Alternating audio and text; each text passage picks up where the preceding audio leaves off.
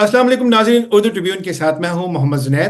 नाज़रीन, पाकिस्तान में फौजी अदालतों के क़याम के हवाले से मुख्तलिफ मौक़े पर बातचीत होती रही है। ख़ासतौर पर दहशतगर्दी की संगीन केसेस में तेज़ और मौसर अदालती कार्रवाई के लिए फौजी अदालतें पहली बार 2015 में 21वीं आईनी तरमीम के तहत बनाई गई, जो 2019 में जिनकी मुद्दत ख़त्म हो गई।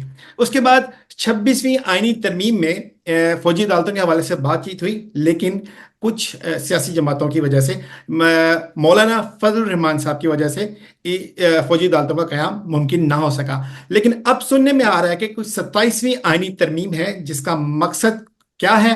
इस हवाले से हम बात करने के लिए हमारे साथ आज मौजूद है माहिर कानून पाकिस्तान से एडवोकेट असद अब्बास भट्ट। भट्ट साहब, बहुत शुक्रिया आपका, आपके टाइम का। भट्ट साहब बताएं जी वेलकम। कि 27वीं आईनी तरमीम आ रही है। देखिए, अभी जो है वो पीपल्स पार्टी जो है उससे मुख्तलिफ उनके जो लीडर है वो उससे इनकारी हैं कि उन्हें आज फारूक एच नाइक जो है उन्होंने कहा जी मुझे इसके बारे में भी कोई इल्म नहीं है। और लेकिन यह है कि जाहिर है चैम गोइयां भी चल रही हैं आज। जो है वो एक आजम नजीम जो तरठ साहब ने भी कह दिया कि मुझे भी नहीं पता इस चीज का। याज सादिक जो हैं, उनके जो हुआ है चैम्बर के अंदर, उन्होंने कुछ लोगों से मुशावरत की है और उन्होंने इसके ऊपर बातचीत चल रही है। हुआ ये है कि जो 26वीं आईनी तरमीम आई है उसके ऊपर आपको पता है कि कुछ चीजें इनकी नहीं मानी जा रही थी, कुछ चीजें इनकी रह गई। और उसको अब जो है वो किसी तरह से ये करना चाह रहे हैं, जिससे मजीद जो मैं समझता हूँ कि ऑलरेडी एक शफाफियत जो है आएगी नहीं जब तक, तो मामला आगे नहीं होगा। तो इसलिए बेहतर ये है कि इनको जो है वो आईनी तरमीम अगर करनी है तो वो ऐसी करें जो इस्लाह के लिए हो। ये ना हो कि आपके सिर्फ लोगों को उठाना है, उनको कैदो बंद में रखना है।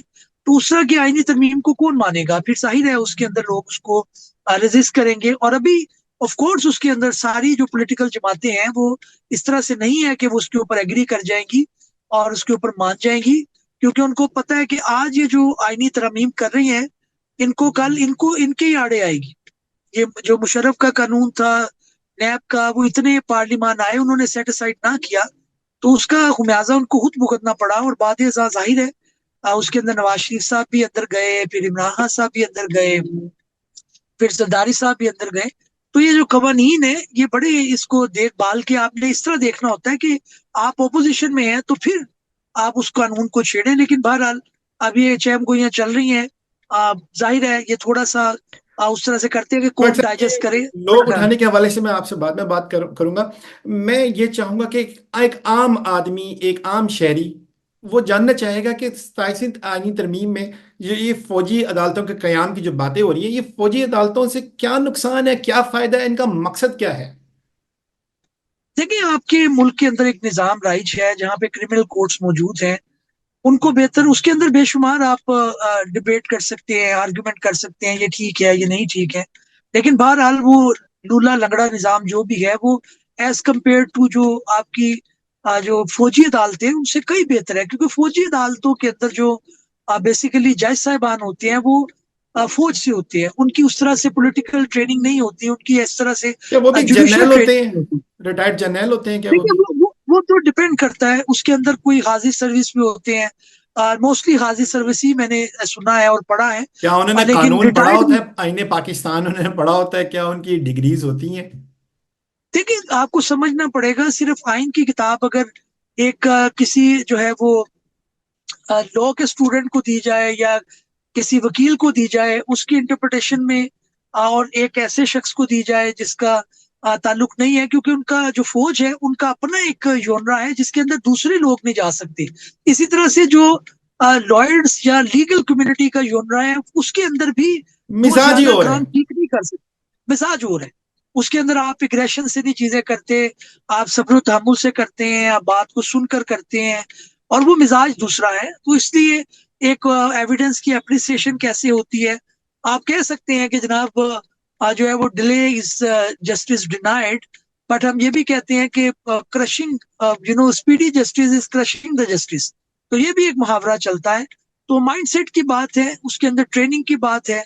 और एक जो जज साहिबान सुप्रीम कोर्ट तक जाते हैं वो अपनी जिंदगी का एक 25-30 साल तजर्बा साल लेके जाते हैं। एक जोनरा है, एक फील्ड है जिसके अंदर जो लोग काम करते हैं उन्हीं को वो बेहतर कर सकते हैं। टाइम टेस्टेड चीजें हैं, इसके ऊपर बहुत सा लिखा जा चुका है, बहुत सा पढ़ा जा चुका है। तो ये हम बारहा कर चुके हैं। बहरहाल उनकी जो ये मामलात हैं कि उनके अपने जो लोग हैं जो सहूलतकार हैं, उसके अंदर वो अमेंडमेंट करके वो मामलात कर सकते हैं, लेकिन मेरा ख्याल है कि उसके अंदर ऑलरेडी जो है लॉ बड़ा स्टैब्लिश्ड है। इस सारे प्रेशर कहाँ से आ रहा है 27वीं यानी तरमीम के लिए? ये जो तमाम जो मकसद है, ये क्या कहाँ से आ रहा है? लेकिन ये जाहिर है इसके अंदर आपको पता है कि एक मामला चल रहा है, ऑनरेबल सुप्रीम कोर्ट के आगे एक फैसला आ गया, उसके ऊपर रिव्यू फाइल हुआ, फिर उसके अंदर पार्शियल स्टे दिया गया।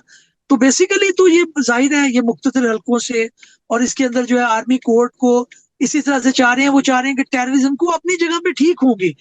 लेकिन बात यह है कि अगर आप इसके अंदर सिविलियन को ले आएंगे, कि 9 मई का वाकया हुआ उसके अंदर कई लोग पॉलिटिकल भी थे, तो वो पॉलिटिकल लोगों को आप इस तरह से करेंगे, पॉलिटिकल तो आइन आपका राइट देता है। सर देखिए ना, मेरा ख्याल ईमान है कि मजारी अगर साहिबा को उठा लिया गया, उनके हस्बैंड को उठा लिया गया, तमाम जितने भी सहाफ़ी बरादरी है उनके मुकदमात वो लड़ रही हैं। ये ह्यूमन राइट्स की वायलेशन है। पाकिस्तान में आज़ादी, जो इजहार राय की जो आज़ादी है, उसकी ये वायलेशन है ये।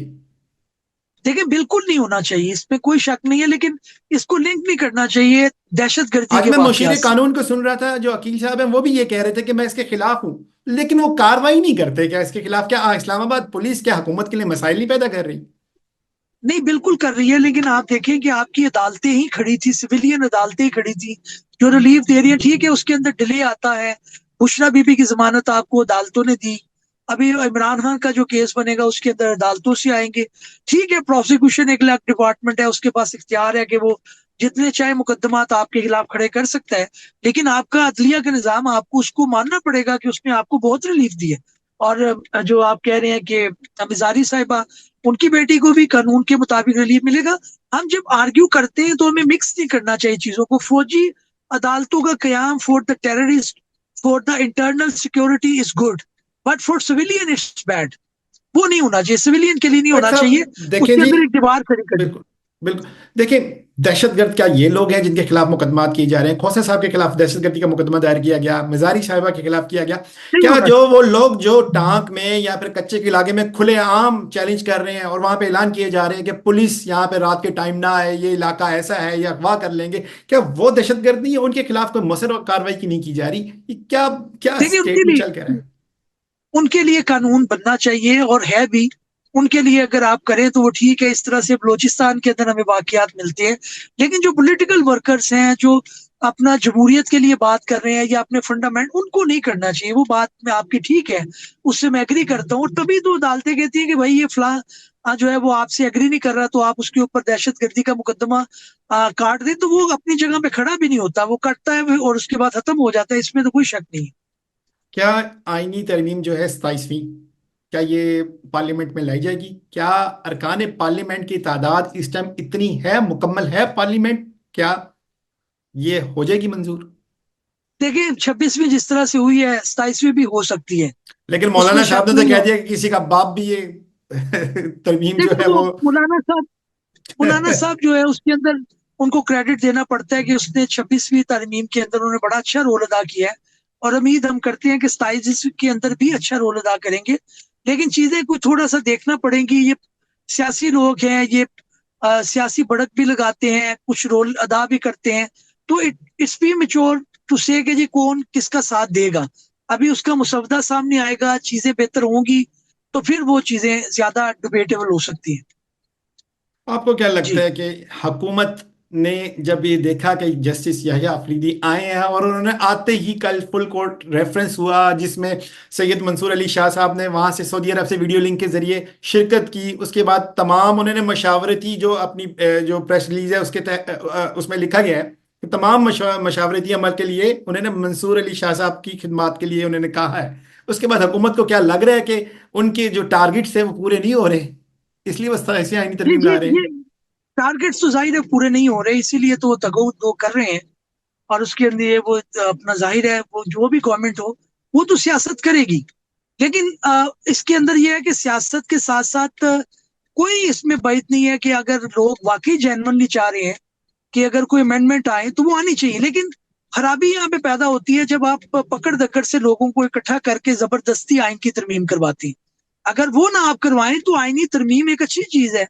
पार्लिमान कर रही है, कोई झगड़ा नहीं हो रहा, लेकिन आप इस तरह से अगवा करके, बंदे का पता नहीं है वो 15 दिन बाद हाजिर हो जाए, अटेंडेंस लगवाए, बुराई वहां पे है। वो डिबेट होनी बिल्कुल ऐसे ही चाहिए। अगर इसके अंदर वो कोई अच्छी चीजें हैं वो सामने आनी चाहिए, कोई बुरी चीजें हैं वो निकलनी चाहिए। कानून के अंदर तरमीम आनी चाहिए, इसमें कोई शक नहीं है। और आप देखें कि हमारा इस्लाम जो है उसके अंदर 30 जो है वो सिपारे नाजिल हुए। वो उसकी वजह क्या थी कि एक चीज आती थी, उसकी तरमीम आती थी, उसकी एक्सप्लेनेशन आती थी, उसकी तरदीद आती थी। तो तरमीम होना तो एक अच्छी बात है, लेकिन उसके लिए लोगों का सिद्के दिल से साथ देना, आजाद अपने ख्याल से डिबेट करना, वो बड़ा इंपॉर्टेंट है। अगर आप पकड़ दे करके कर रहे हैं तो इसका मतलब है कि चंद लोगों की ख्वाहिश है कि ये तरमीम हो जाए। उस तरह से मामला चलेगा नहीं, फिर अदालतें भी कन्फ्रंट करेंगी, लॉयर कम्युनिटी भी उसके अंदर निकलेगी, और हर जो है वो शहरी उसके अंदर अपोज करेगा। आजादी राय से तरमीम होना अच्छी बात है, वो होनी चाहिए। बिल्कुल ठीक है, आपका ज़्यादा वक्त नहीं लूंगा। आपसे आखिरी सवाल है। तहरीके इंसाफ ने जो इनकी कमेटी थी पार्लियामेंट में, इन्होंने वोट नहीं दिया याह्या अफरीदी को, लेकिन आज वो याह्या अफरीदी के बारे में बड़ी अच्छी राय रखते हैं, बड़ी पुरुमीद है। क्या चक्कर क्या है? देखिए, उनका ख्याल ये था जो कि तहरीक इंसाफ का, कि तरमीम गलत है। उन्होंने अगेंस्ट भी नहीं दिया, उन्होंने फेवर में भी नहीं दिया, वो खामोश रहे।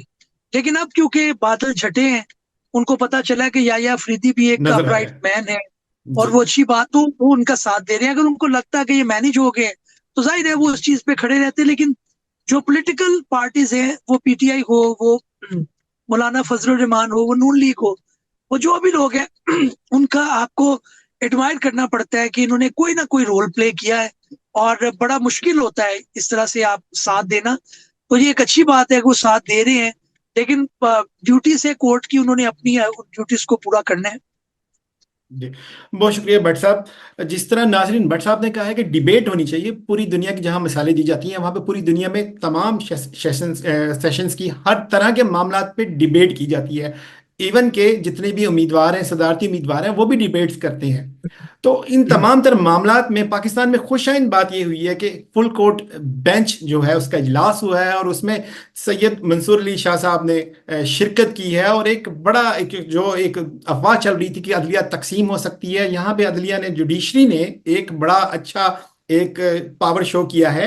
उम्मीद करते हैं कि अदलिया मजबूत होगी, जुडिशरी मजबूत होगी, जिसके साथ इंसाफ की फरहमी का अमल जो है वो यकीनी हो सकेगा। इसके साथ ही मोहम्मद जुनैर को उर्दू ट्रिब्यून से इजाज़त दीजिए। अल्लाह हाफिज़।